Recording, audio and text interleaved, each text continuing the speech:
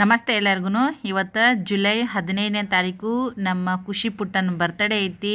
ಪ್ರತಿಯೊಬ್ಬರು ಕೂಡ ಕಮೆಂಟ್ ಮುಖಾಂತರ ನಮ್ಮ ಖುಷಿ ಪುಟ್ಟಗ ಎಲ್ಲರೂ ಕೂಡ ವಿಶ್ ಮಾಡಿರಿ. ನಾನು ಕೂಡ ವಿಶ್ ಮಾಡ್ತೀನಿ. ಖುಷಿ ಪುಟ್ಟ ಹ್ಯಾಪಿ ಬರ್ತ್ಡೇ, ನೂರು ಕಾಲ ಸುಖವಾಗಿ ನೆಮ್ಮದಿಯಿಂದ ಆರೋಗ್ಯಯುತವಾಗಿ ಬಾಳು ತಂದೆ ತಾಯಿಗೆ ಒಳ್ಳೆ ಮಗಳಾಗಿ ಅನ್ಸ್ಕೊತಾಯಿ. ಒನ್ಸ್ ಅಗೇನ್ ಹ್ಯಾಪಿ ಬರ್ತ್ಡೇ ಖುಷಿ ಪುಟ್ಟ. ನೀವು ಕೂಡ ಖಂಡಿತವಾಗಲೂ ಕೂಡ ಆಶೀರ್ವಾದ ಮಾಡಿ ಕಮೆಂಟ್ ಮುಖಾಂತರ.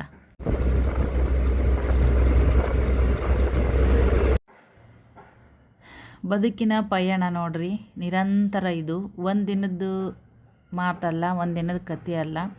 ಇವತ್ತು ನೆಮ್ಮದಿಯಾಗಿರ್ತೀವಿ ಅಂತಂದ್ರೆ ನಾಳೆನೂ ಅದೇ ಥರ ಇರ್ತೀವಿ ಅಂತ ಹೇಳೋಕ್ಕಾಗಲ್ಲ. ಇವತ್ತೇನೋ ಭಾಳ ಚಿಂತೆಯೊಳಗೆ ಇರ್ತೀವಿ, ಏನೋ ಒಂದು ಸಮಸ್ಯೆ ಅಂತಂದ್ರೆ ನಾಳೆಗೂ ಅದೇ ಸಮಸ್ಯೆದೊಳಗೆ ಇರ್ತೀವಿ ಅಂತ ಹೇಳೋಕ್ಕಾಗಲ್ಲ.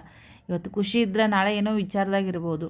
ಇವತ್ತೇನೋ ಒಂದು ಚಿಂತೆಯೊಳಗೆ ಕುಂತಿದ್ವಿ ಅಂದ್ರೆ ನಾಳೆ ಏನೋ ಒಂದು ಅದ್ಭುತ ನಮ್ಮ ಜೀವನದೊಳಗೆ ನಮ್ಮ ರಾಯರು ಪವಾಡನೆ ಮಾಡಿ ನಮಗೆ ಖುಷಿಯನ್ನು ತಂದುಕೊಟ್ಟು ನಮ್ಮ ಜೀವನವನ್ನು ಪ್ರತಿಪಾವನ ಮಾಡ್ಬೋದು.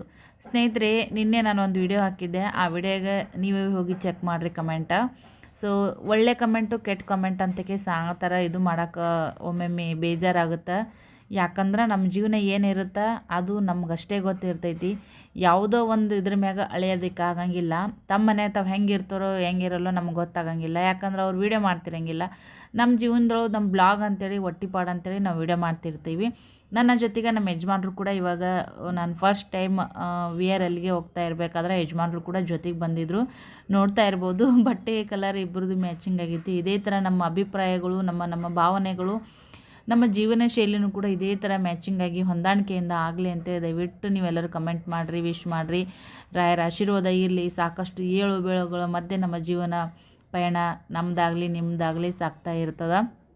ಏನೇ ಆಗಲ್ಲಕ್ಕ, ನಮ್ಮ ಜೀವನದೊಳಗೆ ನಾವು ನಮ್ಮವರಿಗೋಸ್ಕರ ಅಂತೇಳಿ ಬದುಕ್ತಿರ್ತೀವಿ. ಎಷ್ಟೋ ಕಷ್ಟ ಅಡೆತಡೆ ಬಂದ್ರೂ ಕೂಡ ಕೆಲವೊಮ್ಮೆ ಬೇಲಿನೇ ಎದ್ದು ಹೊಲ ಮೇಯುವಂಥ ಸಂದರ್ಭ ಇರ್ತೈತಿ. ನಮ್ಮ ಹೆಣ್ಮಕ್ಳು ಭಾಳ ಸ್ಟ್ರಾಂಗ್ ಅಂತ ಹೇಳೋಕ್ಕೆ ಇಷ್ಟಪಡ್ತೀನಿ. ಅದೇ ಥರ ಗಂಡು ಮಕ್ಳು ಕೂಡ ಜವಾಬ್ದಾರಿಯಿಂದ ಒಂದು ಮನೆ ನಡೆಸ್ಬೇಕಂದ್ರೆ ಅದೂ ಒಂದು ಸಣ್ಣ ಮಾತಲ್ಲ. ಅದಕ್ಕೂ ಸಾಕಷ್ಟು ಅವರೂ ಸ್ಟ್ರಗಲ್ ಮಾಡ್ತಿರ್ತಾರೆ. ಹೆಣ್ಣಾಗಲಿ ಗಂಡಾಗಲಿ ಒಂದು ಸಂಸಾರ ಅಂತಂದ್ರೆ ಇಬ್ಬರೂ ಕೂಡ ಮಾಡಬೇಕು. ಬಟ್ ಎಲ್ಲ ಕಲ್ಲೂ ಕೂಡ ಶಿಲೆ ಆಗೋದಕ್ಕೆ ಸಾಧ್ಯ ಆಗಲ್ಲ. ಅದೇ ಥರ ಪ್ರತಿಯೊಬ್ಬ ಹೆಣ್ಮಕ್ಳು ಕೂಡ ಮನೆಗೋಸ್ಕರ ಕಷ್ಟಪಡ್ತಾಳೆ, ಸ್ಟ್ರಗಲ್ ಮಾಡ್ತಾಳೆ ಅನ್ನೋದು ಕೂಡ ಸುಳ್ಳು, ಹೌದಾ? ಸೊ ನಾನು ನನ್ನ ಬದುಕಲ್ಲಿ ನಾನು ಎಷ್ಟು ಮಾಡಬೇಕೋ ಅಷ್ಟು ಮಾಡಾಕತ್ತೀನಿ. ಆದ್ರೆ ನಾವು ಮಾಡೋದು ಕೆಲವೊಬ್ರು ಕಣ್ಣಿಗೆ ಕಾಣಿಸ್ತಾನೆ ಇರೋಂಗಿಲ್ಲ. ನಿನ್ನೆ ಒಂದು ಕಮೆಂಟ್ ಫುಲ್ ಬೇಜಾರಾಯಿತು. ಯಜಮಾನಪ್ಪ ಅಂತ ಕೇಸ್ ಅಂದಿದ್ದೆ, ನೀವು ಬೇಕಾದ್ರೆ ಹೋಗಿ ನೋಡ್ರಿ. ಅದು ಕಮೆಂಟ್ ಹಾಕೋಕೆ ಇಷ್ಟ ಇಲ್ಲ ನನಗೆ, ಹೇಳ್ತಾ ಇದ್ದೀನಿ. ಸೊ ಯಜಮಾನಪ್ಪ ಯಾಕೆ ಮರ್ಯಾದೆ ಕೊಡ್ರಿ ಹಂಗೆ ಹಿಂಗೆ ಅಂತೇಳಿ ನನ್ನ ಗಂಡಗೆ ನಾನು ಏನಾದರೂ ಕರ್ಕೋತೀನಿ, ಅದು ನನ್ನ ಇಷ್ಟ. ಸೊ ಅದರಲ್ಲಿ ಯಜಮಾನಪ್ಪ ಅಂದ್ರೆ ಅದರೊಳಗೇನು ಮರ್ಯಾದೆ ಗೇಡು ಅಂತೇಳಿ ನನಗೇನು ಅನಿಸಿಲ್ಲ. ಎಷ್ಟೋ ಜನ ಬ್ಲಾಗರ್ಸರು ಕೂಡ ನಾನು ನೋಡ್ತಿರ್ತೀನಿ, ಹೆಸರು ಹಿಡಿದು ಕರೀತಾರೆ, ಏಕವಚನದಾಗೂ ಕೂಡ ಕರೀತಾರೆ. ಎಷ್ಟೊಂದು ಫ್ರೀಯಾಗಿ ಫ್ರೆಂಡ್ಲಿಯಾಗಿ ಇರ್ತಾರೆ. ಅದು ಅವ್ರವ್ರ ಪರ್ಸನಲ್ ಅವ್ರವ್ರ ಅಭಿಪ್ರಾಯ. ಯಜಮಾನಪ್ಪ ಅಂದ್ರೆ ಅದೇನು ದೊಡ್ಡ ಒಂದು ಮರ್ಯಾದೆ ಹೋಗುವಂಥ ವಿಷಯನೂ ಕೂಡ ಅಲ್ಲ. ಅದು ಇವ್ರ ಕಣ್ಣಿಗೆ ಕಾಣಿಸಿರ್ಬೋದು. ಬಟ್ ನಾನು ಎಷ್ಟು ಸ್ಟ್ರಗಲ್ ಮಾಡ್ತಾ ಇರ್ತೀನಿ ಒಂದು ಮನೆಯೊಳಗೆ ಹೆಣ್ಮಗಳಾಗಿ, ಒಂದು ಹೊರಗಡೆ ಗಂಡು ಮಗನ ಥರನೂ ಕೂಡ ಇವಾಗ ನಾನು ಲೀಡ್ ಮಾಡ್ತಾ ಇದ್ದೀನಿ. ಅದ್ರ ಬಗ್ಗೆ ಅವ್ರಿಗೆ ಮಾತಾಡೋಕ್ಕಿಲ್ಲ. ಯಾಕಂದ್ರೆ ಏನೇ ಇರಲ್ಲಕ್ಕ, ಮೊಸರಲ್ಲೂ ಕಲ್ಲು ಹುಡ್ಕೋರು ಇರ್ತಾರೆ. ಬಟ್ ಎಲ್ಲ ಕಮೆಂಟು ಕೂಡ ಒಳ್ಳೆಯದೇ ಬರಬೇಕನ್ನೋದು ಬಯಸೋದು ಕೆಲವು ಥರ ನಮಗೆ ಯೂಟ್ಯೂಬ್ ಆಗಲಿ ಸೋಷಿಯಲ್ ಮೀಡ್ಯಾದಾಗಿರೋರಿಗೆ ಸ್ವಲ್ಪ ಕಡಿಮೆ. ಬಟ್ ಪರವಾಗಿಲ್ಲ, ಏನು ಮಾಡೋದು, ಕೆಲವೊಬ್ಬರು ಇರ್ತಾರೆ, ಅವ್ರವ್ರ ಅಭಿಪ್ರಾಯ ಅವ್ರವ್ರಿಗೆ ದೊಡ್ಡದು.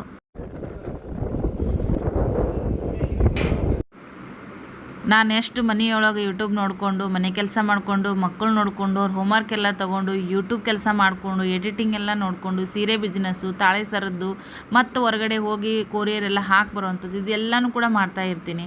ಇದೆಲ್ಲ ಕಾಣಿಸಿ ಅದ್ರ ಬಗ್ಗೆ ಒಂದು ಪ್ರಶಂಸೆ ಅಂತ ಮಾತಾಡಿದರೆ ನಮಗೂ ಒಂದು ಖುಷಿ ಆಗುತ್ತೆ, ಒಂದು ಮೋಟಿವೇಶನ್ ಆಗುತ್ತೆ. ಬಟ್ ಯಜಮಾನಪ್ಪ ಅನ್ನೋದೇ ಅದೇನು ದೊಡ್ಡದಿದಲ್ಲ. ಕೆಲವು ಸಂದರ್ಭದೊಳಗೆ ಏನೇನೋ ಬಂದಿರ್ತಾವೆ. ತುಂಬ ಜನ ನನಗೆ ಇವಾಗ ಇತ್ತೀಚೆಗೆ ಕಮೆಂಟಿಗೆ ರಿಪ್ಲೈ ಕೊಡೋಕೆ ಆಗಕತ್ತಿದ್ದಿಲ್ಲ. ದಯವಿಟ್ಟು ಖಂಡಿತವಾಗಲೂ ಬೇಜಾರು ಮಾಡ್ಕೊಳಕ್ಕೆ ಹೋಗಬೇಡ್ರಿ. ಕಮೆಂಟ್ ನೋಡ್ತಿರ್ತೀನಿ, ಎಲ್ಲರೂ ಒಳ್ಳೆ ರೀತಿಯಾಗಿ ಕಮೆಂಟ್ ಹಾಕಿದ್ರಿ. ಇನ್ನೊಬ್ಬರು ಸಿಸ್ಟರ್ ಹಾಕಿದ್ದಾರೆ, ಸೀರೆ ನಿಮ್ಗೆ ಅಷ್ಟು ದೂರಿಂದೆಲ್ಲ ಐರನ್ ಆಗ್ಬೋದು, ಅಲ್ಲೇ ನಿಮ್ಗೆ ಬೆಡ್ಶೀಟು ಮತ್ತು ಸೋಫಾ ಕವರ್ ಈ ಥರದ್ದೆಲ್ಲ ಸಿಗ್ತಾವೆ ನೋಡಿ, ಟವಲ್ ನೋಡಿರಿ, ನಿಮ್ಗೆ ಅಲ್ಲಿದಲ್ಲೇ ಸ್ವಸ್ತ್ನಾಗ ಒಳ್ಳೆ ಕ್ವಾಲಿಟಿ ಸಿಕ್ಕು ಅಂದ್ರೆ ತೊಗೋಬೋದು ಜನ ಅಂತ ಸಜೆಷನ್ ಕೊಟ್ಟಿರಿ. ಅದಕ್ಕೂ ಥ್ಯಾಂಕ್ ಯು ಸೋ ಮಚ್. ತುಂಬ ಜನ ವೀಡಿಯೋ ಯಾಕೆ ಹಾಕಿಲ್ಲ ಅಂತ ಕಮೆಂಟ್ ಮಾಡಿರಿ. ಪರ್ಸ್ನಲ್ಲಾಗೂ ಕೂಡ ಕಾಲ್ ಮಾಡಿ ಮೆಸೇಜ್ ಮಾಡಿ ಕೇಳಿರಿ. ಪ್ರತಿಯೊಬ್ಬರಿಗೂ ಥ್ಯಾಂಕ್ ಯು ಸೋ ಮಚ್ ಅಂತ ಹೇಳೋಕ್ಕೆ ಇಷ್ಟಪಡ್ತೀನಿ. ಲಾಸ್ಟ್ ಟೈಮ್ ನಾನು ಸ್ಟಾಕ್ ಹಾಕ್ಸಿದ್ದೆ ನೋಡಿರಿ ಫ್ರೆಂಡ್ಸ, ಅದು ಒಂದು 20 ದಿನದಾಗೆ ಎಲ್ಲ ಶೋಲ್ಡ್ ಔಟ್ ಆಗೋಗ್ಬಿಡ್ತು. ಸೊ ಅದರದ್ದು ವಿಡಿಯೋ ಇದು ಐತೆ ನೋಡಿರಿ. ನಾನು ಇನ್ನೊಂದು ಚಾನಲ್ದಾಗ ಏನು ಹಾಕಕತ್ತೀನಿಲ್ಲ, ಅದು ಪ್ರೆಸೆಂಟ್ ಇರುವಂಥದ್ದು ಬ್ಲಾಗ.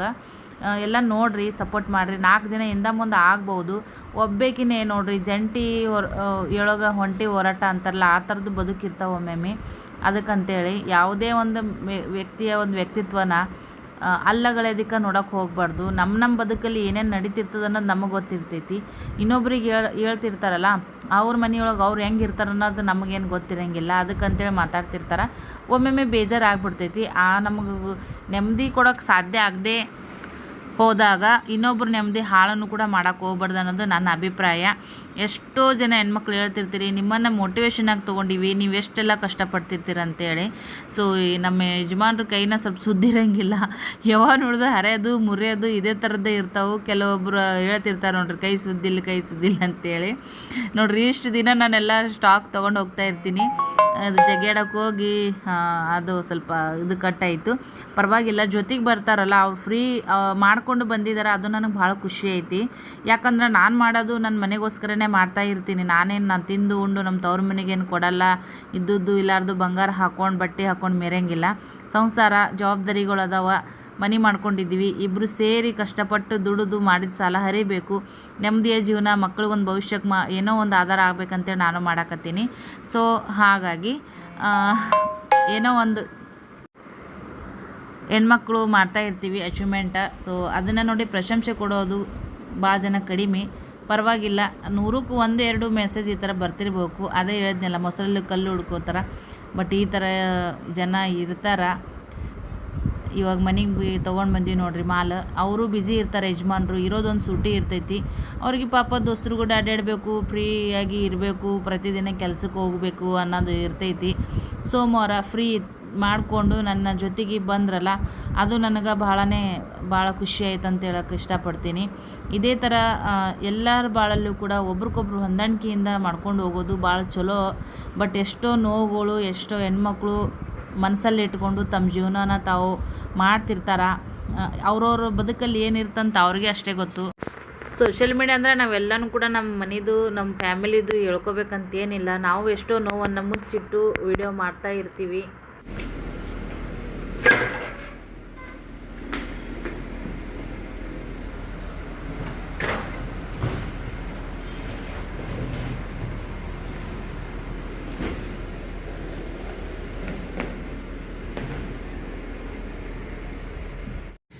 ಈ ಸದ್ಯಕ್ಕೆ ನನಗೆ ಏನು ಹೇಳ್ಕೋಬೇಕು ಗೊತ್ತಿಲ್ಲ. ಬಟ್ ಆದ್ರೂ ಕೂಡ ಭಾಳ ಜನ ಒಂದು ಏನೋ ಬಿಸ್ನೆಸ್ ಮಾಡ್ತಾ ಇರ್ತೀರಿ. ಅದ್ರೊಳಗೆ ಹೆಣ್ಮಕ್ಳು ತಮ್ಮದೇ ಆದಂಥ ಒಂದು ಚೂರು ಬಂಡವಾಳ ಹಾಕೊಂಡು, ಏನೋ ನಾವು 100 ರೂಪಾಯಿ ಹಾಕಿರ್ತೀವಿ ಬಂಡವಾಳನ. ಆ 100 ರೂಪಾಯಿ ಬಂಡವಾಳದಿಂದ ನಮ್ಗೆ 10 ರೂಪಾಯಿ ಲಾಭ ಬಂದ್ರೆ ಸಾಕು ಅಂತ ಅನ್ಕೊಂಡು ಒಂದು ಧೈರ್ಯದಿಂದ ಎಷ್ಟೋ ಜನ ಹೆಣ್ಮಕ್ಳು ಪರಿಸ್ಥಿತಿ ಇವತ್ತು ಏನಾಗ್ಬಿಟ್ಟಂದ್ರ, ಮಿಡಲ್ ಕ್ಲಾಸ್ ಫ್ಯಾಮಿಲಿ ಇರ್ಬೋದು, ಇಲ್ಲ ಶ್ರೀಮಂತಿಕೆಯೊಳಗೆ ಇರುವಂತ ಹೆಣ್ಮಕ್ಳು ಇರ್ಬೋದು. ಶ್ರೀಮಂತಿಕೆಯಲ್ಲಿ ಇರುವಂತವ್ರು ಅಂತಂದ್ರ ಎಲ್ಲರಿಗೂ ಅವ್ರು ಶ್ರೀಮಂತ ಇದ್ರು ಕೂಡ ಅವ್ರಿಗೆ ಫೈನಾನ್ಸಿಯಲಿ ಯಾವುದೇ ತೊಂದರೆ ಇರಂಗಿಲ್ಲ. ಮನೆ ಹೆಣ್ಮಕ್ಳಿಗೆ ಅಂತ ಏನೂ ಇಲ್ಲ, ಗಂಡ್ಮಕ್ಳು ಅವ್ರ ಕೈಯಾಗ ಕೈ ಬಿಚ್ಚಿ ರೊಕ್ಕ ಕೊಡ್ತಿರಂಗಿಲ್ಲ. ಆದ್ರೂ ಕೂಡ ಅವ್ರು ಏನೋ ಒಂದು ಮಾಡ್ಬೇಕು, ಪ್ರತಿಯೊಂದಕ್ಕೂ ಗಂಡ ಅತ್ತೆ ಮಾವ ಬಿದ್ದರ ಕಡೆಯಿಂದ ಎಲ್ಲ ನಾ ಕೈ ಚಾಚಿ ನಿಂದಬಾರ್ದಪ್ಪ, ನಾ ಏನೋ ಒಂದು ಫೈನಾನ್ಸಿಯಲಿ ಸ್ಟ್ರಾಂಗ್ ಆಗಿರ್ಬೇಕಂತ ಅನ್ಕೊಂತಿರ್ತಾರ. ಬಟ್ ಅವ್ರಿಗೆ ಯಾವುದೇ ದಾರಿ ಸಿಗಂಗಿಲ್ಲ. ಯಾಕಂದ್ರ ಒಂದ್ ದೊಡ್ಡ ಮನೆತನ ಅಂತಂದ್ರ ಅವ್ರ ಏನೋ ಒಂದ್ ಸಣ್ಣ ಪುಟ್ಟ ಕೆಲಸ ಮಾಡಿ ಒಂದ್ 10 ರೂಪಾಯಿ ಗಳಿಸ್ತೀನಿ ಅನ್ನೋ ತರ ಇರಂಗಿಲ್ಲ. ಮನೆತನ ಹಂಗ ಹಿಂಗ ಅಂತ ಕೇಸಿ ಅವ್ರು ಮಾಡುವಂತ ಒಂದೇನೋ ಕೆಲ್ಸಕ್ಕ ಅಡ್ಡಿ ಆಗುವಂತ ಜನ ತುಂಬಾ ಇದಾರೆ. ಯಾಕಂದ್ರ ನಾನು ಇತ್ತೀಚೆಗೆ ಬಹಳ ಜನ ಫೋನ್ ಮಾತಾಡ್ತೀನಿ, ಅವರು ಲೈಫ್ ಸ್ಟೈಲ್ ಹೇಳ್ಕೊತಾರ. ಒಂದೊಂದ್ಸರಿಗ ಅವ್ರೇನಪ್ಪ ನೋಡಕ್ ಶ್ರೀಮಂತರದಾರ, ಅವ್ರ ದೊಡ್ಡ ಮಂತನ, ಅವ್ರ ಮನ್ಯಾಗ ಯಾರಿಗೂ ರೊಕ್ಕ ಕಮ್ಮಿ ಇಲ್ಲ ಅಂತ ನಾವ್ ಅನ್ಕೊಂತೀವಿ. ಬಟ್ ಆ ತರದ್ದು ಇರಂಗಿಲ್ಲ. ಆ ಮನ್ಯಾಗಿರೋ ಹೆಣ್ಮಕ್ಳಿಗೂ ಕೂಡ ಹಣದ ಅವಶ್ಯಕತೆ ಇದ್ದೇ ಇರ್ತೈತಿ. ಅದಕ್ಕ ಅವ್ರೂ ಕೂಡ ಸ್ಟ್ರಗಲ್ ಮಾಡಲೇಬೇಕಾಗ್ತದ, ಪ್ರತಿಯೊಂದಕ್ಕೂ ಕೈ ಚಾಚಲೇಬೇಕಾಗ್ತದ. ಆದ್ರೆ ನಮ್ಮ ಮಿಡಲ್ ಕ್ಲಾಸ್ ಫ್ಯಾಮಿಲಿ ಹೆಣ್ಮಕ್ಳು ಏನಪ್ಪಾ ಅಂತಂದ್ರೆ, ಇದ್ದಿಲ್ಲ ಅಂದ್ರ ನಮ್ಗ ಮಿಡಲ್ ಕ್ಲಾಸ್ ಅಂತ ಅನ್ಸ್ಕೊಂಡ್ಬಿಟ್ಟಿರ್ತೀವಿ. ಬಟ್ ಆರ್ಥಿಕವಾಗಿ ನಾವು ಸ್ಟ್ರಗಲ್ ಮಾಡ್ತಾ ಇರ್ತೀವಿ. ತುಂಬಾ ಜನ ಆರ್ಥಿಕವಾಗಿ ಏನೋ ಒಂದು ಮುಂದರಿಬೇಕಂತ ಅನ್ಕೊಂಡ್ರು ಕೂಡ, ಕೆಲವೊಬ್ರು ಉಪವಾಸ ಇದ್ರು ಕೂಡ ಹೆಣ್ತಿದ್ರನ್ನ ಹೊರಗಡೆ ಕಳ್ಸೋದ್ ಬೇಡ, ಏನು ಕೆಲಸ ಮಾಡೋದ್ ಬೇಡ, ಈ ತರ ಅನ್ನೋ ಭಾವನೆ ಗಂಡ್ಮಕ್ಳು ಇರ್ತಾರ. ಹಂಗಾಗಿ ಮಿಡಲ್ ಕ್ಲಾಸ್ ಹೆಣ್ಮಕ್ಳು ಈ ತರದ್ದು ಒಂದು ಆರ್ಥಿಕ ಒಂದು ಕಷ್ಟನ ಅನುಭವಿಸ್ತಿರ್ತಾರ. ಸೊ ಏನೇ ಇರಲಕ್ಕ ಧೈರ್ಯವಾಗಿ ಏನೇ ಇದ್ರು ಕೂಡ ನಾನು ಮುಂದೆ ಬರಬೇಕು, ನಾ ಮಾಡೋವಂಥ ಕೆಲಸ ತಪ್ಪಲ್ಲ, ನಾನು ಮಾಡೋ ಕೆಲಸದಿಂದ ನನ್ನ ಮನೆಗೆ ನನ್ನ ಮನೆ ತನಕ ಯಾವುದೇ ಒಂದು ಕಪ್ಪು ಚುಕ್ಕೆ ಬರಂಗಿಲ್ಲ ಅನ್ನೋ ಒಂದು ದೃಢ ಸಂಕಲ್ಪ, ಒಂದು ಆತ್ಮವಿಶ್ವಾಸ ನಮ್ಮಲ್ಲಿ ಇತ್ತಪ್ಪ ಅಂತಂದ್ರೆ ನಾವು ಖಂಡಿತವಾಗ್ಲೂ ಕೂಡ ಒಂದೇನೋ ಒಂದು ಮಾಡ್ತಿರ್ತೀವಿ. ಮಾಡೋ ಕೆಲಸ ಸಣ್ಣದಿರ್ಲಿ ದೊಡ್ಡದಿರ್ಲಿ, ಅದು 100 ರೂಪಾಯಿ ಆದಾಯ ಬರ್ಲಿ ಇಲ್ಲ 1000 ರೂಪಾಯಿ ಲಕ್ಷ ರೂಪಾಯಿ ಆದಾಯ ಬರ್ಲಿ, ದುಡ್ಡನೆ. ಲಕ್ಷಕ್ಕೆ 1 ರೂಪಾಯಿ ಕಡಿಮೆ ಇದ್ರೂ ಅದು 1 ಲಕ್ಷ ಅನ್ಸ್ಕೊಳಂಗಿಲ್ಲ. 1 ರೂಪಾಯಿ ಕಡಿಮೆ ಅಂತ ಅನ್ಸುತ್ತೆ. ನಾವೆಲ್ಲರ ಕಾರ್ಯಕ್ರಮಕ್ಕೆ ಎಲ್ಲರೂ ಮದ್ವಿ ಮುಂಜಿಗೆ ಹೋದ್ವಿ ಅಂದ್ರ 100 ರೂಪಾಯಿ ಅದ್ರ ಮ್ಯಾಗ 1 ರೂಪಾಯಿ, 20 ರೂಪಾಯಿ ಅದ್ರ ಮ್ಯಾಗ 1 ರೂಪಾಯಿ, ಅದ್ರ ಮ್ಯಾಗ 1 ರೂಪಾಯಿ ಇದ್ರನೇ 1 ಲಕ್ಷದ 1 ರೂಪಾಯಿ ಇದ್ರ ಅದಕ್ಕೊಂದು ಬೆಲೆನೇ ಬೇರೆ. ಬರೀ ಲಕ್ಷ ಅಂತಂದ್ರೆ ಅದಕ್ಕೆ ಅಷ್ಟಿದಾಗಲ್ಲ. 101, 201, 501 ನೋಡ್ರಿ. ಬೇಕಾದ್ರೆ ನೀವು ಎಲ್ಲರ ಮದ್ವಿ ಶುಭ ಸಮಾರಂಭಗಳಿಗೆಲ್ಲ ಹೋದ್ರ ಮಾಡಿದ್ರ 501, 201, 101, 21, 51 ಈ ತರದ ತಯಾರಿ ಮಾಡ್ತಾರ. ಅದಕ್ಕೆ 1 ರೂಪಾಯಿ ಇರುತ್ತಲ್ಲ, ಅದಕ್ಕೆ ಜಾಸ್ತಿ ಬೆಲೆ ಇರ್ತೈತಿ. ನಾನಿವತ್ತು ಮಾಲ್ ತಗೊಂಡ್ ಬಂದೆ, ಯಜಮಾನ್ರು ಕೂಡ ಜೊತೆಗಿದ್ರು. ಅದೇನೋ ಒಂದು ಆತ್ಮವಿಶ್ವಾಸ, ಅದೇನೋ ಒಂಥರ ಮನಸ್ಸಿನೊಳಗೆ ನನ್ಗೆ ಅರಿವಿಲ್ದೇನೆ ಅದೊಂದೇನೋ ಒಂದು ಹುಮ್ಮಸ್ ಅನ್ನೋದು ಕೂಡ ಬಂತು. ಅವ್ರು ಆಕ್ಚುಲಿ ಜಾಸ್ತಿ ಅವ್ರವ್ರಿಗೆ ಇದ್ರೊಳಗೆ ಬ್ಯುಸಿ ಇರ್ತಾರ. ನಾನು ಅದಕ್ಕೆ ಡಿಸ್ಟರ್ಬ್ ಮಾಡಕ್ ಹೋಗಂಗಿಲ್ಲ. ನನ್ನ ಒಂದು ಆರ್ಥಿಕವಾಗಿನೂ ಕೂಡ ನಾನು ಇವಾಗ ಫಿಟ್ ಆಗಕತ್ತೀನಿ. ನಾನೇ ರೊಕ್ಕ ಹಾಕ್ತೀನಿ, ಅದನ್ನ ನಾನೇ ಲಾಭ ಬಂದ್ರು ನಾನೇ ನಿಭಾಯಿಸ್ಕೊಂತೀನಿ, ನಷ್ಟ ಬಂದ್ರು ಕೂಡ ನಾನೇ ನಿಭಾಯಿಸ್ಕೊಂತೀನಿ. ಆದ್ರ ಕೆಲವೊಬ್ರಿಗೆ ನನಗದು ಬರುವಂತ ಆದಾಯದ ಮ್ಯಾಗ ಜಾಸ್ತಿ ಕಣ್ಣು ಇರ್ತೈತಿ ಹೊರತು, ಆ ಆದಾಯ ಬರ್ಬೇಕಂದ್ರ ನಾ ಅದಕ್ಕೆಷ್ಟು ಬಂಡವಾಳ ಹಾಕಿರ್ತೀನಿ, ಅದಕ್ಕೆಷ್ಟು ಅಡ್ಡಾಡ್ತೀನಿ, ಅದಕ್ಕೆಷ್ಟು ಸ್ಟ್ರಗಲ್ ಮಾಡ್ತೀನಿ, ಅದಕ್ಕೆಷ್ಟು ವಿಡಿಯೋಸ್ ಹಾಕ್ತೀನಿ. ಒಂದು ರೊಕ್ಕ ಹಾಕಿ ಬಂಡವಾಳ ಹಾಕಿ ಮಾಲ್ ತರೋದ್ರಿಂದ ಹಿಡ್ಕೊಂಡು ಆ ಮಾಲ್ ಮನಿಗೆ ಬಂದು ಬಿದ್ದ ಮ್ಯಾಗಿಂದ ಕೆಲಸ ಏನಿರ್ತೈತಿಲ್ಲ ಅದು ಭಾಳ ಇರ್ತೈತಿ. ಯಾಕಂದ್ರ ಮನಿ ಕೆಲಸ, ಮಕ್ಕಳು ನೋಡ್ಕೊಳೋದು ಅವ್ರದ್ದು. ಈಗ ಸ್ನೇಹ 7ನೇತೆ ಬಂದ್ರು, ಪಿಲ್ಲು 2ನೇತೆ ಬಂದ. ನಾ ಟ್ಯೂಷನ್ಗೂ ಕೂಡ ಹಾಕಿಲ್ಲ, ಈ ವರ್ಷ ಹಾಕ್ಬೇಕಂತ ಅನ್ಕೊಂಡಿನಿ, ನೋಡೋಣ ಅಂತ ಏನಾಗುತ್ತೆ ಅಂತ ಹೇಳಿ. ಆದ್ರ ಎಷ್ಟೋ ಜನ ಟ್ಯೂಷನ್ ಇಲ್ಲದೆ ಇದ್ರು ಕೂಡ ಕಲಿಯೋ ಮಕ್ಕಳು ಹೆಂಗಿದ್ರು ಕೂಡ ಕಲಿತಾರ. ಒಳ್ಳೆ ಸ್ಕೂಲಿಗೆ ಹಾಕಿವಿ, ಮೇನ್ ಆಗಿ ಒಳ್ಳೆ ಸ್ಕೂಲಿಗೆ ಹಾಕಿವಿ. ಸೊ ಟ್ಯೂಷನ್ಗೆ ಹೋದ್ರೆ ಮಕ್ಕಳು ಹುಷಾರಾಗ್ತಾರ ಅನ್ನೋದು ಕೂಡ ಕೆಲವೊಂದಿರಲ್ಲ, ಅವ್ರವ್ರ ಇಂಟ್ರೆಸ್ಟ್ ಮ್ಯಾಗ ಹೋಗುತ್ತಾ. ಸಾಧ್ಯ ಆದ್ರೆ ನಾನು ಕೂಡ ಭವಿಷ್ಯಕ್ಕೋಸ್ಕರನೇ ನಾನು ಇಷ್ಟೆಲ್ಲ ಕಷ್ಟಪಡ್ತೀನಿ, ಮಕ್ಕಳು ಭವಿಷ್ಯಕ್ಕೋಸ್ಕರ. ಎಷ್ಟೋ ಈ ಊರಿಗೆ ಹೋಗಿ ಖರ್ಚು ಮಾಡ್ಕೊಂಡು ಬಂದೀನಿ. ನಮ್ಮ ಯಜಮಾನ್ರಿ ನಾವು 1 ರೂಪಾಯಿದ್ದು ಯಾವುದೇ ರೀತಿಯಾಗಿ ನಾನು ಅವರಿಗೆ ಕಿರಿಕಿರಿ ಮಾಡಕ್ ಹೋಗಿಲ್ಲ. ನಾವು ಯಾಕಂದ್ರ ಕೊಡವು ತಗೊಳವು ಭಾಳ ಆಗ್ಯಾವು. ಎಷ್ಟೋ ಕೈಯಾರ ರೊಕ್ಕ ಆಡಿದ ಮನುಷ್ಯ ಒಮ್ಮೆ ಕೈ ಖಾಲಿ ಆಗುತ್ತಪ್ಪ ಅಂತಂದಾಗ ಭಾಳ ಡಿಪ್ರೆಷನ್ಗೆ ಹೋಗ್ತಾರ, ಏನೇ ಇದ್ರು ಕಿರಿಕಿರಿ ಮಾಡ್ಕೋತಾರ. ನಮ್ಮ ಯಜಮಾನ್ರು ಅದೇ ಒಂದು ಸಿಚುವೇಶನ್ ಒಳಗೆ ಇದ್ರು ಇಷ್ಟು ದಿನ. ಮೊದಲೆಲ್ಲ ತುಂಬಾ ಕೈ ಆಡ್ತಿತ್ತು ಅವರಿಗೆ, ಅಂದೇನು ಲಕ್ಷಾನುಗಟ್ಲೆ ಕೋಟ್ಯಾನುಗಟ್ಲೆ ಅಂತಲ್ಲ, ಬಟ್ ಯಾರ ಕಡೆಯಿಂದ ನಾವು ಕೈ ವಡ್ಡಿ ಬೇಡದೆ ಇರೋ ತರ ನಮ್ಮ ಲೈಫ್ ಇತ್ತು. ಮನಿ ಅಂತ ಬಂದಾಗ ಹೀಗೆ ಮಕ್ಕಳು ಸಣ್ಣ ಅದೋ 1-2 ಆಗುತ್ತಂತ ಕೆಸಿ ಮಾಡ್ಕೊಂಡ್ವಿ.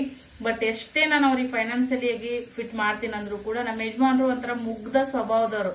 ಮನಿಯೊಳಗೆ ಎಷ್ಟೇ ನಮ್ಗ ಒಂಥರದ್ದು ಬೇಜಾರು ಮಾಡಿದ್ರು ಕೂಡ ಹೊರಗಡೆ ಇರ್ಬೋದು, ಫ್ಯಾಮಿಲಿ ಇದ್ರೊಳಗಿರ್ಬೋದು, ಅವ್ರು ಯಾರಿಗೂ ಕೆಟ್ಟ ಆಗಿಲ್ಲ. ಆಗ ಅದೇ ಎಲ್ಲೋ ಒಂದು ಒಳ್ಳೆತನ ನಮ್ಗೆ ಕಾಪಾಡ್ತೈತೆ ಅನ್ನೋದು ಒಂದು ಭರವಸೆ ನನಗೆ ಐತಿ. ಅವ್ರು ಬಹಳ ಮುಗ್ಧ ಸ್ವಭಾವದಾರೆ. ಆ ಸ್ವಭಾವಕ್ಕ ಎಲ್ಲ ರೀತಿಯಿಂದನೂ ಕೂಡ ನಮ್ಮ ಯಜಮಾನ್ರು ಮೋಸ ಹೋಗಿದಾರ. ಅವ್ರು ಮೋಸ ಹೋಗಿರೋ ಕಾರಣದಿಂದಾಗಿ ನಾನು ನನ್ನ ಮಕ್ಕಳು ನಾವು ಬಾಳನೆ ಸ್ಟ್ರಗಲ್ ಮಾಡಿದೀವಿ. ಬಟ್ ಎಲ್ಲದಕ್ಕೂ ದೇವರೊಬ್ಬ ಇದ್ದೇ ಇರ್ತಾನ. ಯಜಮಾನ್ರಿಗೆ ಇಂದಿಲ್ಲ ನಾಳೆ ಅರ್ಥ ಆಗೇ ಆಗ್ತದ. ನಾನು ಬಡ್ದಾಡೋದು ನನ್ನ ಮಕ್ಕಳು, ನನ್ನ ಗಂಡ, ನನ್ನ ಸಂಸಾರ. ನನ್ನ ಗಂಡ ಯಾರಿದ್ರಿ ಕೈ ಒಡ್ಡಿ ಬೇಡಬಾರ್ದು, ನಾವು ಒಂದು ಒಳ್ಳೆ ಹಂತಕ್ಕೆ ಬರ್ಬೇಕನ್ನೋದು ನನ್ನ ಉದ್ದೇಶ. ಹಾಗಾಗಿ ನನ್ನ ಉದ್ದೇಶ ಕೆಟ್ಟಿಲ್ಲ. ಸೊ ಕಷ್ಟ ಸುಖ ಏರಿಳಿತಗಳು ಜೀವನದೊಳಗ ಬಂದೇ ಬರ್ತಾವು. ನನ್ನ ಆದಾಯದ ಮ್ಯಾಗ ಕಣ್ಣಿರುವಂತ ಕೆಲವು ಜನರು ನನ್ನ ಗಂಡುಗೂ ಹಚ್ಚಿ ಚುಚ್ಚಿ ಮಾಡಿ ನಾನು ಆ ಕಡೆ ಕಟ್ಟವು. ಬರೇ ನಮ್ಮ ಯಜಮಾನ್ರು ಸಾಲ ಹರಿಯೋದನ ಆಯ್ತು. 10 ರೂಪಾಯಿ ಎಲ್ಲಾದ್ರೂ ಉಳಿತಾಯ ಬೇಕು, ಇಂದಿಲ್ಲ ಮಗಳು ದೊಡ್ಡಕಾಯಿ ಕುಂದಿರ್ತಾಳ, ಮಕ್ಕಳು ಭವಿಷ್ಯಕ್ಕೆ ಬೇಕು, ಬರೀ ಕಟ್ಟೋದು ಸಾಲ ಹರಿಯೋದು ಇದ ಆಗ್ಬಾರ್ದಂತಂದು ನನ್ನ ಹಣವನ್ನ ಸೇವಿಂಗ್ ಮಾಡ್ತೀನಿ. ಆ ಕಡೆ ಬಡ್ಡಿ ಇಲ್ಲ ಸಾಲ ಬಿಸಿಗಳು ಮಾಡ್ಕೋತೀನಿ. ಬಿಸಿಗಳು ಯಾಕೆ ಮಾಡ್ಕೋತೀನಿ ಅಂದ್ರೆ ನನಗೆ ಬೇಕಾದಾಗ ನನಗೆ ಅಮೌಂಟ್ ಸಿಗ್ತೈತಿ. ಯಾರಿಗಾದ್ರು ರಿಕ್ವೆಸ್ಟ್ ಮಾಡಿದ್ರ ನನ್ನ ಬೇರೆ ತಿಂಗಳದಾಗಿದ್ದು ಈ ತಿಂಗಳು ನನಗೆ ಅವಶ್ಯಕತೆ ಇದ್ರ ರಿಕ್ವೆಸ್ಟ್ ಮಾಡಿದ್ರ ಅವ್ರ ಬಿಸಿ ನನಗೆ ಕೊಡ್ತಾರ, ನನ್ನ ಬಿಸಿ ಬಂದಾಗ ಅವ್ರು ತಗೊಂತಾರ. ಬಡ್ಡಿ ಇಲ್ಲ ಸಾಲ ಆಗುತ್ತಾ, ನನ್ನ ಮಾಲ್ ತರೋದಿಕ್ಕ ತಾಳಸರ ಆಗಿರ್ಬೋದು, ಅದಕ್ಕೆಲ್ಲ ಅಡ್ವಾನ್ಸ್ ಪೇ ಮಾಡ್ಬೇಕಾಗುತ್ತಾ, ಅದೆಲ್ಲ ತರ್ಸಕ ಮಾಡಾಕ ನಾನು ಅದರಿಂದ ಯೂಸ್ ಮಾಡ್ಕೋತೀನಿ. ಹಾಗಾಗಿ ನನಗೆ ಒಳ್ಳೆ ತಿಂಗಳ ಇಟ್ಟು ಕಟ್ಕೊಂತ ಹೋಗ್ಬಿಡ್ತೀನಿ. ಸೊ ಆ ಕಾರಣಕ್ಕಾಗಿ ಬಿಸಿಗಳು ಮಾಡ್ಕೊಂಡಿನಿ. ಒಬ್ಬೊಬ್ರು ಸಜೆಷನ್ ಕೊಡ್ತಾರ, ಒಳ್ಳೇದು ಕೆಟ್ಟದಲ್ಲ, ಬಿಸಿಗಳು ಮಾಡ್ಕೊಳೋದಕ್ಕಿಂತ ಅಲ್ಲಿ ಕಟ್ರಿ ಇಲ್ಲಿ ಕಟ್ರಿ ಅಂತೇಳಿ. ಎಲ್ಲ ಕಡೆ ಕಟ್ಟಬೇಕು. ನನ್ನ ಮಕ್ಳ ಭವಿಷ್ಯ, ನನ್ನ ಭವಿಷ್ಯ ಹೆಂಗೆಲ್ಲ ನೋಡ್ಕೋಬೇಕು. ಗಂಡಂದು ಕೂಡ ತುಂಬಾ ಡಿಪ್ರೆಷನ್ಗೆ ಹೋದಂಗ ಆಗ್ಬಿಟ್ಟಿದ್ರು. ನಡುವ ಅವರು ಭಾಳ ಅಂದ್ರೆ ಭಾಳ ಒಂಥರ ಮನ್ಸಿಗೆ ಅವರು ಕಿರಿಕಿರಿ ಮಾಡ್ಕೊಂಡ್ರು. ನನಗೂ ಮನೆಯೊಳಗೆ ಶಾಂತಿ ನೆಮ್ಮದಿ ಇಲ್ಲದೆ ಇರೋ ತರ ಆಗ್ಬಿಟ್ಟು ಪ್ರತಿಯೊಂದನ್ನು ಕೂಡ ನಾವು ಹೇಳ್ಕೊಬೇಕಂತ ಏನಿಲ್ಲ. ಯೂಟ್ಯೂಬ್ದೊಳಗೆ ನಮ್ದೇ ಆದಂತ ಒಂದಷ್ಟು ಕಷ್ಟಗಳು ಇರ್ತಾವ. ಬಟ್ ಎಷ್ಟು ನನಗೆ ಇಗ್ನೋರ್ ಮಾಡಿ ಎಷ್ಟು ಒಳ್ಳೇದನ್ನ ನಿಮ್ಮ ಮುಂದೆ ಇಡಬೇಕು ಅಷ್ಟನ್ನೇ ನಾ ಇಡ್ತೀನಿ. ಈಗ ಜವಾಬ್ದಾರಿ ಮತ್ತೆ ಹೆಚ್ಚಿಗಾಯ್ತು.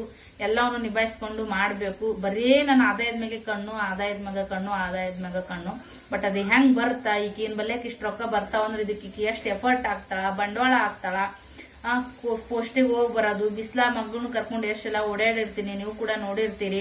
ಅಷ್ಟೆಲ್ಲ ಮಾಡ್ಕೊಂಡು 10 ರೂಪಾಯಿ ಬಂದೈತೆ ಅಂದ್ರೆ ಅದನ್ನ ನೆಮ್ಮದಿಯಾಗಿ ಖುಷಿಯಾಗಿ ನನ್ನ ಕೈಯಾಗಿ ಹಿಡ್ಕೋಬೇಕಂದ್ರೂ ಕೂಡ ಏನಾದರೂ ಒಂದಷ್ಟು ಬಂದೇ ಬರ್ತಾವ ಲೈಫಲ್ಲಿ. ಕೊಡೋದು ತಗೊಳೋದು ಈ ಥರ ಇದ್ದೇ ಇರ್ತಾವಲ್ಲ. ಸೊ ಹಾಗಾಗಿ ಎಲ್ಲದಕ್ಕೂ ಕೂಡ ದೇವರ ಆಶೀರ್ವಾದ ಬೇಕು. ಮೇನ್ ಆಗಿ ಆರೋಗ್ಯ ಚೆನ್ನಾಗಿರ್ಬೇಕು, ಮನೆ ಮಂದಿ ಎಲ್ಲದನ್ನು ಕೂಡ ಮನೆ ಮಂದಿ ಮನಸ್ಸು ಕೂಡ ಆರಾಮಾಗಿರ್ಬೇಕು, ಮನೆ ಖುಷಿ ಖುಷಿಯಾಗಿರ್ಬೇಕು. ಆಮೇಲೆ ಒಂದು 10 ರೂಪಾಯಿ 100 ರೂಪಾಯಿ ನಾನು ಎತ್ತಿಡ್ಬೇಕು ಅನ್ನೋದು ನನ್ನ ಅಭಿಪ್ರಾಯ ಐತಿ. ಜೀವನದೊಳಗೆ ನಾವು ದುಡಿಬೇಕು, ನಾವು ಸ್ವಾಭಿಮಾನಿಯಾಗಿರ್ಬೇಕು ಅಂತ ಅನ್ಕೊಂಡಿರುವಂಥ ಪ್ರತಿಯೊಬ್ಬ ಹೆಣ್ಣು ಮಕ್ಳಿಗೂ ಕೂಡ ನಿಮ್ಗೆ ಯಾವುದೇ ಕೆಲಸ ಇರಲಿ, ನಾನು ಈ ಒಂದು ಫೀಲ್ಡ್ನೊಳಗೆ ಅದೇನು ಯೂಟ್ಯೂಬ್ ಮಾಡ್ತೀನಿ, ಆನ್ಲೈನ್ ಸೇಲ್ ಮಾಡ್ತೀನಿ, ಅದು ಬಟ್ಟೆ ಜ್ಯುವೆಲರಿ ಎಲ್ಲನೂ ಆಯಿತು. ನಿಮಗೂ ನಿಮ್ಮದೇ ಆದಂಥ ಒಂದು ಟ್ಯಾಲೆಂಟ್ ಇದ್ದೇ ಇರ್ತೈತಿ. ಮನೆಗೆ ಕುಂತ್ಕೊಂಡು ಟೈಲರಿಂಗ್ ಮಾಡೋದು ಕೂಡ ತಪ್ಪಲ್ಲ. ನಾನು ಟೈಲರಿಂಗ್ ಮಾಡ್ತೀನಿ, ಬಟ್ ಸಾಕಲ್ಲ ನನಗೆ ಸದ್ಯಕ್ಕೆ ನಾನು ಮಾಡೋ ಕೆಲಸಕ್ಕೆ ನನಗೆ ಎಪ್ಪಟ್ಟಿಗೆ ನನಗೈತಿ. ನನ್ನ ಹೊರಗಡೆ ನನ್ನ ಬ್ಲೌಸನ್ನು ಹೊರಗಡೆ ಕೊಡ್ದೇನೆ ನಂದನ್ನ ಹೊಲ್ಕೋತೀನಲ್ಲ, ಅದು ಕೂಡ ನನಗೆ ಉಳಿತಾಯನೇ ಆಗುತ್ತೆ ಹೊರತು ಅದೇನು ವೇಸ್ಟ್ ಅಂತಲ್ಲ. ನನಗೂ ಹೊಟ್ಟೆ ಪ್ರಾಬ್ಲಮ್ ಇರೋದ್ರಿಂದ ಜಾಸ್ತಿ ಮಷಿನ್ದೊಳಗೆ ಕುಂತು ತೊಳೆದು ಮಾಡಿದಾಗಲ್ಲ. ಬಟ್ ನನಗೆ ನನ್ನ ಕೈಯಾಗ ನನಗೊಂದು ಕೆಲಸ ಐತಿ. ಎಷ್ಟೋ ಜನ ಅವಶ್ಯಕತೆ ಇದ್ರೂ ಕೂಡ ಗಂಡನ್ಗೆ ಹೆಲ್ಪ್ ಮಾಡ್ಬೇಕಪ್ಪ, ನಾನು 10 ರೂಪಾಯಿ ದುಡಿಲಿಕ್ಕೆ ಬಲ ಹೊತ್ತು 10 ರೂಪಾಯಿ ಉಳಿಸ್ಬೇಕನ್ನೋ ಮನಸ್ಥಿತಿ ಕೂಡ ಇರಂಗಿಲ್ಲ. ಗಂಡು ದುಡಿತಾನ ಬಿಡು, ಅವ್ನ ಕೆಲಸ ಐತಿ, ಮಾಡ್ತಾನ, ತಂದು ಹಾಕ್ತಾನ ಅನ್ನೋ ಒಂದು ಇದ್ರೊಳಗೆ ಇರ್ತಾರ. ಅವ್ರ ಜೀವನ ಅವ್ರು ಚಂದ ಇಟ್ಕೊಂಡಿರ್ತಾರ. ಆದ್ರೆ ನಮ್ಮ ತಾಯಿ ನಮ್ಗೊಂದು ಒಳ್ಳೆ ಸಂಸ್ಕಾರವನ್ನು ಕಲಿಸ್ಕೊಟ್ಟಿದ್ದಾಳ. ಒಂದೊಂದು ಹೊತ್ತಿಗೆ ಎಲ್ಲರ ತರ ಸ್ವಾರ್ಥಿಯಾಗಿ ಇರೋದನ್ನ ನಮ್ಮ ಹೇಳ್ಕೊಳ್ಳಿಲ್ಲಪ್ಪ. ನಾವು ಮಂದಿ ತರ ನೀ ಅದಕ್ಕೆ ಹೋಗ್ಬೇಡ, ಇದಕ್ಕೆ ಹೋಗ್ಬೇಡ, ಜವಾಬ್ದಾರಿ ತಗೊಳಕ್ ಹೋಗ್ಬೇಡ, ತಂದ್ ಹಾಕಿರ್ ಮಾಡು, ತಂದ ಅಲ್ಲಿ ಹಂಗೆ ಬಿಡು, ಈ ತರದೆಲ್ಲ ಹೇಳುವಂತ ತಾಯಂದ್ರು ಇದಾರ. ಅವ್ರವ್ರ ಮಕ್ಳು ಸೇಫ್ಟಿ ಅವ್ರವ್ರು ನೋಡ್ಕೊಂತಾರ, ಅದು ತಪ್ಪಂತಲ್ಲ. ಆದ್ರೆ ನನ್ನ ತಾಯಿ ಒಳ್ಳೇದೇ ಹೇಳ್ಕೊಟ್ಟ ಅಂತಂದ್ರು ಕೂಡ ಅದು ನಮ್ಗೊಂದೊಂದ್ಸರಿ ನಮ್ಗದು ಒಳ್ಳೇದಾಗೈತಿ ಇಲ್ಲ ಅನ್ನಂಗಿಲ್ಲ. ಬಟ್ ಒಂದೊಂದು ವಿಷಯದೊಳಗ ನಾವು ಬಹಳ ಸ್ಟ್ರಗಲ್ ಮಾಡ್ಲೇಬೇಕಾಗುತ್ತಾ, ಇರ್ಲಿಕ್ಕಂದ್ರೆ ನಡೆಯಂಗಿಲ್ಲ. ಒಳ್ಳೇದಕ್ಕೆ ಯಾವತ್ತಿಗೂ ಒಳ್ಳೇದೇ ಆಗುತ್ತಂತ ಹೇಳ್ತಾರ. ಅದನ್ನ ನಂಬ್ಕೊಂಡು ನಾವು ಜೀವನ ಮಾಡ್ತೀವಿ. ನಮ್ಮ 4 ಮಂದಿ ಅಕ್ಕ ತಂಗಿಯಂದಿಗೂ ನಮ್ಮ ಇದೇ ಒಳ್ಳೆತನ ಹೇಳ್ಕೊಟ್ಟಾಳ. ತಾನು ಅದೇ ರೀತಿ ಒಳಗ ಬಾಳ ಬದುಕ್ಯಾಳ. ಇಲ್ಲಿವರೆಗೂ ಮಕ್ಕಳನ್ನ ದಂಡಿಗೆ ಹಚ್ಚಾಳ. ತಾಯಿ ಬಗ್ಗೆ ಹೆಮ್ಮೆ ಅಂತ ಅನಿಸ್ತೈತಿ, ಬಹಳ ಖುಷಿ ಅಂತ ಅನಿಸ್ತೈತಿ. ಎಲ್ಲ ಹೆಣ್ಮಕ್ಳಿಗೆ ಒಂದು ಏನು ಹೇಳ್ತೀನಿ ಅಂದ್ರೆ, ನೀವೇನೋ ಒಂದು ಮಾಡ್ತೀನಿ ಅಂತ ಅನ್ಕೊಂಡ್ರೆ ಮೊದಲು ನೀವು ಕಾನ್ಫಿಡೆಂಟ್ ಆಗಿರ್ಬೇಕು. ಮಾಡ್ತೀನಿ, ಏನೇ ಬಂದ್ರು ಕೂಡ ನಿಭಾಯಿಸ್ತೀನಿ ಅನ್ನೋದೊಂದು ಛಲ ಇರಬೇಕು. ಬಿಸ್ನೆಸ್ ಮಾಡ್ತೀರಾ, ನೀವು 100 ರೂಪಾಯಿ ಹಾಕ್ರಿ, 1000 ರೂಪಾಯಿ ಹಾಕ್ರಿ ಬಂಡವಾಳವನ್ನ, ಲಾಭ ಬಂದ್ರು ಕೂಡ ನಾನು ಅದನ್ನ ನಿಭಾಯಿಸ್ತೀನಿ. ಈ ಸರಿ ಲಾಭ ಆಗಿಲ್ಲ, ಮುಂದಿನ ಸರಿಗೆ ಅದನ್ನ ಕವರ್ ಮಾಡ್ತೀನಿ ಅನ್ನೋ ಒಂದು ಧೈರ್ಯ ಇಟ್ಕೋರಿ. ಲಾಸ್ಟ್ ಟೈಮ್ ನಾನು ಸ್ಟಾಕ್ ಹಾಕ್ಸಿದಾಗ ನನಗೂ ಸಾಕಷ್ಟು ತಾಪತ್ರಯಗಳು ಬಂದವು. ನಾನು ಹಾಕಿರೋ ಬಂಡವಾಳ ಬಂದ್ರೆ ಸಾಕು ಅನ್ನೋ ರೀತಿ ನಾನೆಲ್ಲ ಸೇಲ್ ಮಾಡಿಬಿಟ್ಟೆ. ಬಟ್ ತಗೊಂಡಿರುವಂತ ಕಸ್ಟಮರು ಹ್ಯಾಪಿ ಆಗಿದಾರ, ಅದಕ್ಕೆ ಸಾಕು. ಯಾರು ನನ್ನನ್ನು ಬೈಯಂಗಿಲ್ಲಲ್ಲ, ಖುಷಿ ಪಡ್ತಾರಲ್ಲ. ಮಿಡಲ್ ಕ್ಲಾಸ್ ಹೆಣ್ಮಕ್ಳು ಹೊರಗಡೆ 4,000 5,000 ಕೊಟ್ಟು ತರಕ್ಕಾಗಲ್ಲ. ಅದೇ ತರ ಸೀರೆ ನನ್ನ ಹತ್ರ ಅದಾವು, ಕಡಿಮೆ ಬೆಲೆಗೆ ನಾನು ಕೊಟ್ಬಿಡ್ತೀನಿ. ಕೆಲವೊಂದ್ಸಲ ಅಕ್ಕ ನನ್ನ ಹತ್ರ ಈಗ ಅಮೌಂಟ್ ಇಲ್ಲ, ಇನ್ನೊಂದು 4 ದಿನ ಬಿಟ್ಟು ಕೊಡ್ತೀನಿ ಅಂತಂದು ಅರ್ಧ ಅಮೌಂಟ್ ಹಾಕಿದ್ರು ಕೂಡ ಆನ್ಲೈನ್ದಾಗ ಯಾರು ಕೂಡ ಅರ್ಧ ಅಮೌಂಟ್ ಉಳಿಸ್ಕೊಂಡು ಅವರಿಗೆ ಡಿಸ್ಪ್ಯಾಚ್ ಮಾಡಂಗಿಲ್ಲ. ಬಟ್ ಒಂದೊಂದು ಟೈಮ್ದೊಳಗ ಪಾಪ ಇರ್ಲಿಯಪ್ಪ, ಅವ್ರ ಹೆಣ್ಮಕ್ಳು ಅಂತೇಳಿ ನಂಬಿಕೆ ಇಟ್ಕೊಂಡು ನಾನು ಅವರಿಗೆ ಅರ್ಧ ಅಮೌಂಟ್ ಇನ್ನೂ ಅವ್ರು ಕೊಡ್ಬೇಕಂದ್ರೂ ಕೂಡ ನಿಮ್ಮ ಮನೆಗೆ ಬಂದ್ಮೇಲೆ ಕೊಡ್ರಿ ಅಂತೇಳಿ ಅವ್ರು 8 ದಿನ ಎಲ್ಲ 15 ದಿನ ಬಿಟ್ಟು ಅಮೌಂಟ್ ಹಾಕಿದ್ರು ಕೂಡ ನಾನು ಅದನ್ನ ಹಾಕಿಸ್ಕೊಂಡಿದ್ದೀನಿ. ಎಲ್ಲೋ ನಾನು ನಂಬಿರುವಂತ ದೇವರು ನನಗೆ ಮೋಸ ಆಗಂಗಿಲ್ಲ ಅನ್ನೋ ಒಂದು ಭರವಸೆ ಅಷ್ಟೇನೆ. ಸೊ ಇವಾಗ ಬಂದೈತೆ ಮಾಲ, ಅದನ್ನೆಲ್ಲ ಕೂಡ ಇವಾಗ ಬೇಗ ವಿಡಿಯೋ ಮಾಡಿ ಹಾಕ್ಬೇಕು. ಈ ವಿಡಿಯೋ ಬರೋಷ್ಟೊತ್ತಿಗೆ ನಾನು ಆಲ್ರೆಡಿ ಅದನ್ನೆಲ್ಲ ಅರ್ಧಕ್ಕರ್ಧ ಸೇಲ್ ಮಾಡಿರ್ತೀನಿ. ಯಾಕಂದ್ರೆ ಸ್ವಲ್ಪ ಊರನ್ ವಿಡಿಯೋ ಎಲ್ಲ ಇದ್ದು ಅದನ್ನೆಲ್ಲ ಎಡಿಟಿಂಗ್ ಮಾಡಿ ಹಾಕೋಷ್ಟೊತ್ತಿಗೆ ಈ ವಿಡಿಯೋ ಬರೋದು ಲೇಟ್ ಆಗುತ್ತಾ. ಸೊ ಹಾಗಾಗಿ ಬೇಗ ಅದನ್ನು ಕೂಡ ನಾನು ಮಾಡ್ತೀನಿ. ಸೊ ಎಲ್ಲರೂ ನೋಡಿರ್ತೀರಿ, ಖರೀದಿ ಮಾಡ್ರಿ. ಇನ್ನೇನು ಫಂಕ್ಷನ್ಗಳು, ಹಬ್ಬ, ಶ್ರಾವಣ ಈ ಥರ ಎಲ್ಲ ಬಂದೇ ಬರ್ತಾವ. ಒಳ್ಳೆ ಕ್ವಾಲಿಟಿ ಸೀರೆಗಳನ್ನ ಕೊಡ್ತೀನಿ. ನನ್ನ ಮ್ಯಾಗ ವಿಶ್ವಾಸ ಇಟ್ಟು ಭರವಸೆ ಇಟ್ಟು ತಗೋರಿ, ಒಳ್ಳೇದಾಗಲಿ ಎಲ್ಲರಿಗೂ ಅಂತ ಹೇಳ್ತೀನಿ. ಇನ್ಮೇಲಿಂದ ಜವಾಬ್ದಾರಿ ಜಾಸ್ತಿ ಆಗ್ತದ. ಸೊ ಜವಾಬ್ದಾರಿ ಇದ್ರೆ ಮನುಷ್ಯ ಆರಾಮಾಗಿರ್ತಾನಂತ ಹೇಳ್ತಾರೆ. ನನಗೂ ಹಂಗೆ ಅದನ್ನ ಮಾಡ್ಬೇಕು ಇದನ್ನ ಮಾಡ್ಬೇಕಂತ ಅದ್ರೊಳಗೆ ನಂದು ಏನೇ ಒಂದು ಮೈಂಡಿನೊಳಗೆ ಚಿಂತಿದ್ರು ಕೂಡ ಅದ್ರೊಳಗೆ ನಾನು ಅದನ್ನ ಮರಿತೀನಿ. 10 ರೂಪಾಯಿ ಗಳಿಕೆ ಬರ್ತಾ ಅದರಿಂದ ಖುಷಿ ಪಡ್ತೀನಿ. ಚಿಂತೆ ಮಾಡಿದ್ರೆ ನಾವು ಚಿತೆಗೆ ಮೂಲ ಅಂತ. ಸೊ ಹಾಗಾಗಿ ನಮ್ಮನ್ನ ನಾವು ಬರೀ ದುಡಿತೀನಿ ಗಳಿಸ್ತೀನಿ ಅನ್ನೋದ್ರಾಗ ಅಂತಲ್ಲ, ನಿಮ್ಗೆ ಹವ್ಯಾಸ ಐತಂದ್ರೆ ಓದ್ರಿ, ಇಲ್ಲ ಏನಾದ್ರೂ ಒಂದು ಬರೀರಿ, ದೇವ್ರ ಜಪಗಳನ್ನ ಮಾಡ್ರಿ. ಎಲ್ಲ ತರದ್ದು ನಮ್ಗೆ ಒಳ್ಳೇದೈತಪ್ಪ, ನಾವು ಆರಾಮದೀವಿ ಅಂತಂದ್ರೆ ಎಂಜಾಯ್ ಮಾಡ್ರಿ ಲೈಫನ್ನ. ಪ್ರತಿ ಸೆಕೆಂಡು ಕೂಡ ನೀವು ಅನುಭವಿಸ್ರಿ, ನಿಮ್ಮ ಲೈಫನ್ನ ನೀವು ಅನುಭವಿಸ್ರಿ. ಸೊ ಇಷ್ಟೇ ಹೇಳಕ್ ಇಷ್ಟಪಡ್ತೀನಿ. ನನ್ನ ಆದಾಯದ ಮೇಲೆ ಯಾರ ಕಣ್ಣು ಐತಲ್ಲ, ಕೆಲವೊಬ್ರಿಗೆ 10 ರೂಪಾಯಿ ದುಡಿ ಯೋಗ್ಯತೆ ಇರಂಗಿಲ್ಲ, ಇನ್ನೊಬ್ರ ಬಗ್ಗೆ ಕುಂತ್ಕೊಂಡು ಕಮೆಂಟ್ ಮಾಡ್ತಿರ್ತಾರ. 10 ರೂಪಾಯಿನ 100 ರೂಪಾಯಿ ಅಲ್ಲ 1000 ರೂಪಾಯಿ ಎಲ್ಲ ಖರ್ಚು ಮಾಡಕ ಏನು ನುಸಂಗಿಲ್ಲ ಅವರಿಗೆ. ಆಗ ಅದೇ 10 ರೂಪಾಯಿ ದುಡ್ಡು ತಗೊಂಬ ಅಂದ್ರೆ ಅವ್ರ ಕಡೆಯಿಂದ ಯೋಗ್ಯತೆ ಇರಂಗಿಲ್ಲ. ಅಂಥವ್ರು ನನ್ನ ಬಗ್ಗೆ ಮಾತಾಡಕ ನಾನು ಅವಕಾಶ ಕೊಡಂಗಿಲ್ಲ. ಯಾಕಂದ್ರೆ ನಾನು ಸ್ಟ್ರಗಲ್ ಮಾಡ್ತೀನಿ, ನಾನು ದುಡಿತೀನಿ. ಹೌದಾ, ಯಾರೋ ಒಬ್ರು ಒಳ್ಳೆ ರೀತಿಯಾಗಿ 4 ಜನ ಹೆಣ್ಮಕ್ಳಿಗೆ ಮಾದರಿಯಾಗಿ ಇದಾರಪ್ಪ, ಅವ್ರು ಏನಾದ್ರು ನನಗೊಂದು ಸಜೆಷನ್ ಕೊಡ್ತಾರಂದ್ರೆ ನಾನು ಅದನ್ನ ಗೌರವಿತವಾಗಿ ನಾನು ಸ್ವೀಕರಿಸ್ತೀನಿ. ಆದ್ರ ನನ್ನ ಹೆಸರು ಹೇಳೋಕ್ಕೂ ಕೂಡ ಯೋಗ್ಯತೆ ಇಲ್ಲದವರು ಯಾರೋ ಒಂದು ಕುತ್ಕೊಂಡು ಕಮೆಂಟ್ ಮಾಡ್ತಾರಪ್ಪ, ಅದು ಫ್ಯಾಮಿಲಿ ಇರ್ಬೋದು, ಯೂಟ್ಯೂಬ್ದಾಗ ಕಮೆಂಟ್ ಮಾಡೋರು ಇರ್ಬೋದು, ಅಂತವಕ್ಕ ನಾ ತಲೆ ಕೆಡ್ಸೋಣಕ್ ಹೋಗಲ್ಲ. ಯಾಕಂದ್ರೆ ಒಂದು ನಾಯಿ ಬೊಗಳುತ್ತಂದ್ರೆ ಅದನ್ನ ಕಲ್ತು ಒಂದು ಹೊಡೆದು ಓಡಿಸ್ಬೋದಾ, ಏನೋ ಒಂದು ಬಿಟ್ಟು ಆ ಒಂದು ನಾಯಿ ಇನ್ನೊಂದು 4 ನಾಯಿ ಕರ್ಕೊಂಡ್ಬಂದು ಬೊಗಳುತ್ತಾವಂತಂದ್ರ ಅಲ್ಲಿ ನಾನು ನಿಂದ್ರೋದು ವೇಸ್ಟು, ಅವನು ಓಡಿಸೋದು ವೇಸ್ಟು. ನಾನೇ ಬಂದ್ಬಿಟ್ರ ನನ್ನ ಮುಂದಿನ ಕೆಲಸಗಳು ನನಗೆ ಆಗ್ತಾವೆ. ಈ ತರ ಉದ್ದೇಶ ಇಟ್ಕೊಂಡು ನಾನು ನನ್ನ ಲೈಫನ್ನ ನಾನು ಲೀಡ್ ಮಾಡಕತ್ತೀನಿ. ಸೊ ಏನು ತಪ್ಪು ಏನು ಒಳ್ಳೇದು ಗೊತ್ತಿಲ್ಲ, ತುಂಬ ಹೇಳ್ಕೊಬೇಕು ಅನ್ಕೊಂಡಿರ್ತೀನಿ. ಕ್ಯಾಮ್ರಾ ಆನ್ ಮಾಡಿದ ತಕ್ಷಣ ಈ ಮೈಂಡ್ನೊಳಗೆ ಏನು ಬರ್ತಿತ್ತು ಅದನ್ನ ಅಷ್ಟೇ ಮಾತಾಡ್ತೀನಿ. ಖುಷಿ ಆಯಿತು. ಸೊ ನೆಕ್ಸ್ಟ್ ವಿಡಿಯೋ ನಿಮ್ಗೆ ಮತ್ತು ಲಾಗ್ ಎಲ್ಲ ಶುರು ಆಗ್ತಾವ. ಊರಿನ ವಿಡಿಯೋಗಳೆಲ್ಲ ನೋಡಿದ್ರಿ, ಎಂಜಾಯ್ ಮಾಡಿದ್ರಿ, ನಾವು ಕೂಡ ಎಂಜಾಯ್ ಮಾಡಿದ್ವಿ. ಬಟ್ ನನಗೆ ಇದ್ದಂಗೆ ಆಗಲಿಲ್ಲ, ಹೆಂಗೆ ಹೋಯ್ತೋ ಗೊತ್ತಾಗಲಿಲ್ಲ. ಅಂದ್ರೆ ಅಷ್ಟು ನಾವು ಹ್ಯಾಪಿಯಾಗಿದ್ವಿ. ಕಷ್ಟ ಸುಖ ಏರಿಳಿತಗಳು ಬಂದೇ ಬರ್ತಾವ. ನಮ್ಮ ಲೈಫನ್ನು ಕೂಡ ಒಂದು ಫ್ಯಾಮಿಲಿ ಇಶ್ಯೂ ಒಂದಷ್ಟು ಇರ್ತಾವ. ಬಟ್ ಜೀವನ ಅಂತಂದ್ರೆ ಇದೆ ಅಲ್ಲ, ಎಲ್ಲನೂ ಸರಳವಾಗಿ ಹೋತಂದ್ರೆ ಅದು ಜೀವನ ಇರಂಗಿಲ್ಲ. ಏರಿಳಿತಗಳು ಬರ್ಬೇಕು. ಟಾಸ್ಕ್ ತರ ಇವಾಗ ಬಿಗ್ ಬಾಸ್ನಾಗ ಯಾವ ತರ ಟಾಸ್ಕ್ ಕೊಡ್ತಾರೆ ಅದನ್ನೆಲ್ಲ ಗೆದ್ದ ಮ್ಯಾಗ ಅವ್ರಿಗೆ ಎಷ್ಟು ಸೆಲೆಬ್ರೇಷನ್ ಆಗುತ್ತಲ್ಲ, ಅದೇ ತರ ನಾವು ಕೂಡ ನಮ್ಮ ಜೀವನಕ್ಕೆ ಬರುವಂತ ಎಷ್ಟೇ ಏರಿಳಿತಗಳನ್ನ ನಾವು ಸಹಿಸ್ಕೋಬೇಕು. ಆದ್ರೆ ಮುಂದಿಂದು ಒಂದು ಒಳ್ಳೆ ನಮ್ಮ ಜೀವನ ಸಿಗುತ್ತಾ ಅನ್ನೋದು ನನ್ನ ಭರವಸೆ. ಆ ಭರವಸೆ ಯಾವತ್ತಿಗೂ ಕೂಡ ನನಗೆ ಒಳ್ಳೇದು ಆಗುತ್ತಾ. ನಮ್ಮ ತಾಯಿ ನಮ್ಗೆ ಒಳ್ಳೆ ಸಂಸ್ಕಾರ ಕೊಟ್ಟಾಳ. ಇತ್ತೀಚೆಗೆ ನನಗಿಷ್ಟು ತಾಳ್ಮೆ ಅನ್ನೋದು ಬರಕತ್ತೈತಪ್ಪ ಅಂದ್ರೆ ನಾನು ರಾಯರ ಒಂದು ಅಪ್ಪಟ ಭಕ್ತಿಯಾಗಿನಿ. ಅತಿಯಾಗಿ ಆಡಂಬರದಿಂದ ಪೂಜೆ ಪುನಸ್ಕಾರ ಮಾಡ್ಲಿಕ್ಕೆ ಬಲವತ್ತು ನನ್ನ ಮನಸ್ಸಿನೊಳಗೆ ಅವರನ್ನು ಆರಾಧಿಸ್ತೀನಿ. ಅವ್ರು ನನಗೆ ಖಂಡಿತ ಒಳ್ಳೇದು ಮಾಡೇ ಮಾಡ್ತಾರೆ ಅಂತ ಅನ್ಕೊಂಡು ಈ ಬ್ಲಾಗನ್ನು ಎಂಡ್ ಮಾಡ್ತೀನಿ. Thank you for watching. Bye.